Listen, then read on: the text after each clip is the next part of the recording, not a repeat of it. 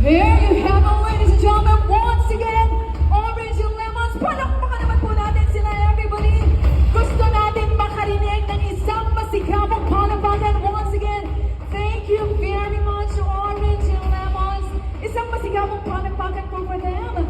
Ayan, grabe talaga, diba? Yung marinig natin, lalo yung mga trending na songs, and truly, of course, the sensational Filipino pop rock group. Once again, ladies and gentlemen, Orange and Lemons, let's give them a big warm round of applause. Palakpakan naman po natin sila. Grabe! Naku naman.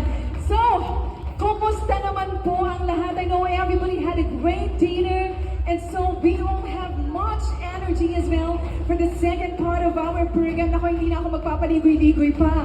Sino po ba dito yung gustong manalo muli sa ating raffle? Pwede bang makarinig ng malakas na hiyamon? Ayun, sino ang gustong manalo ng Yamaha NX 155? Ayun, meron ako dito from this side. And sino naman po kaya dito ang gustong manalo ng brand new Toyota Wigo? Ang dami. Ang tanong, naihulog na ba ang mga inyong raffle stock sa ating Tambiolo? So kung hindi pa, once again everybody, we are reminding everyone here to please drop yung inyong mga stock sa ating Tambiolo. Tama, I think, na ang ating Tambiolo here, of course.